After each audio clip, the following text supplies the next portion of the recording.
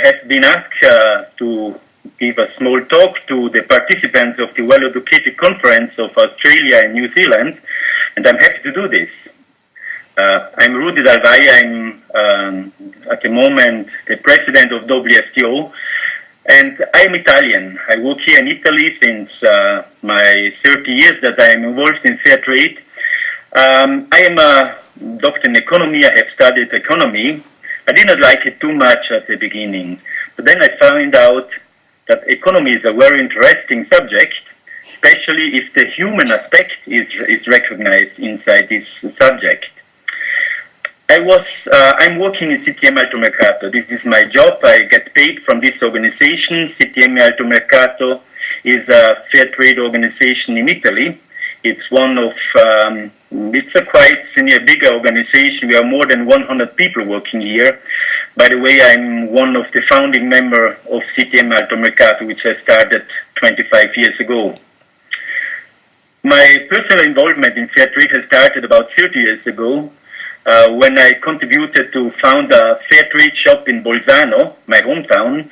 This was the second fair trade shop in Italy. We call this here in Italy Bottega del Mondo, or also Weltladen, because we are here in a German-speaking part of Italy, in South Tyrol, where the Dolomites are. Maybe some of you heard about the Dolomites. I have started, my involvement started 30 years ago when I was just finished my study in university.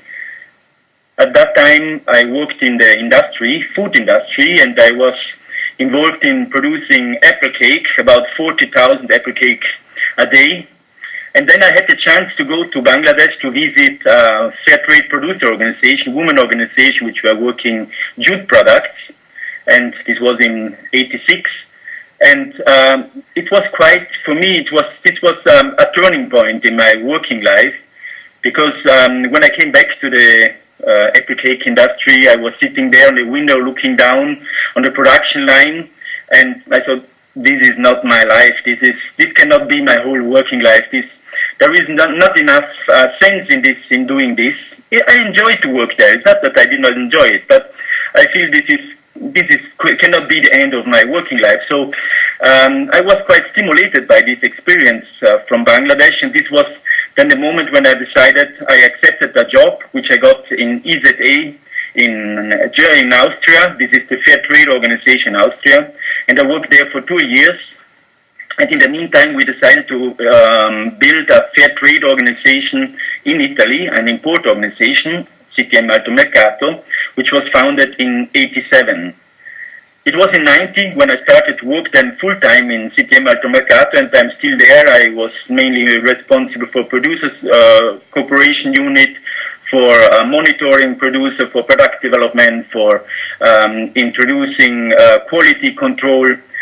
So very much in contact with producer, and I have visited hundreds of producer organizations in Africa, Latin America, and Asia. It was then in '99 when I started to get in contact, close contact with IFAT, which is now WFTO. And I was then from 2001 to 2007, I was the chair, and in 2011, I was elected as the president of WFTO. So some of you may ask, what is WFTO? WFTO is the global network of fair trade organization. It has started in '89. At that time, it was mainly organization from Europe and North America. New Zealand was also there. And in '91, then it has opened its door to fair trade producer organization also. And this was quite an important step, because fair trade is a concept which has been developed in the North. And we in the North, we developed the criteria, the standards. We were telling to the producer what they have to do. But we opened the door to producer in WFTO, and now 2/3 of the producer in WFTO are producer. We are sitting on the same table, and the producer organization participated to build up the standards, to promote the concept of fair trade. There was much more dialogue. And so for me, this is one of the key turning points in the world of fair trade organization, the world of WFTO. WFTO, the overarching goals of WFTO we have just decided on them, a new strategic plan 2014-2017, and there are 5 overarching goals. One is credibility and identity. This is a very important thing for us because fair trade, once it was a niche market, now fair trade has become a mainstream issue in many countries, like in the United States, like in USA or in UK, also in Germany. But the fair trade, which we find now in the mainstream market, is a little bit different from the fair trade which was at the beginning, and from the fair trade which the members of WFTO practices. And we have several members in Australia and in New Zealand also. So what for us is important is to have this direct relation with the producer, to have long-term relation, to campaign to change in unfair structures in international trade, and to work with small marginalized producer. So the credibility and identity, this aspect in WFTO is that we have, with our new guarantee system, we prove that our members comply with the global standards for fair trade organization. The second aspect, which is important for WFTO, and which is the second main goal, is the learning exchanging between North and South, between North and North. This is an aspect which was all since the beginning very important for us, because this networking, this open sharing of information, this helps to learn from each other. And WFTO provides the platform for our members to interchange. The third important strategic goal is the market access. So to enable members to access the tools to access the market, and for us, the guarantee system is an important tool. The label on products, which we have now, which is backed up by this guarantee system, this provides the tool for members to access the market.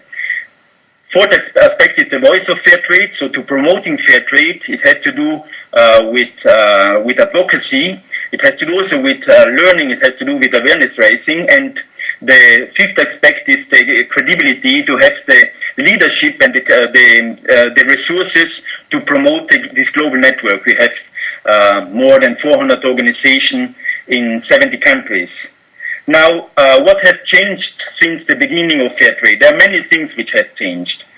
First of all, we are not anymore a niche market. Fair trade has become a big market.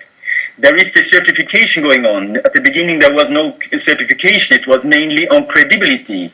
Now, we need to prove to our consumer that we are really fair trade organization. And there is also, at the beginning, there were many committed people. And still in fair trade organization, there are many committed people, but we have many fair trade products in the market where there are not committed people behind, but they're just business people, which for them fair trade is a marketing tool, and they don't believe so much in the change, but they use fair trade because it can also provide good business. So therefore it is important that we distinguish ourselves, and WFTO has an important role in this. And this we would like to do mainly when it comes to standards. We have now the standards, we have the guarantee system, and we have also the global conference. And the next conference, to which I invite all of you, will be next year in Milano. Next year in Milano we have the Expo 2015, where the title of the Expo is Feeding the World. So it has to do with coffee, it has to do with rice, with spices. So these are the issues which are on the table, on the agenda of the Expo. We will be close to the Expo in a hotel 200 meters away from the main entrance. And there will be from 23rd of May to 30th of May, there is the Global Fair Trade Week. During this week, there is the Global WFTO Conference. There is the International Fair Trade Symposium, the 5th, which is mainly for academics. We have a Global Fair Trade Fair. We have a fashion show. We will have fair cooking going on in the restaurants in Milano. So a lot of activities which will go on throughout this week. And you are all invited. I hope to see you there. Let's see in 2015 in Milano. Goodbye and have a good conference. Ciao.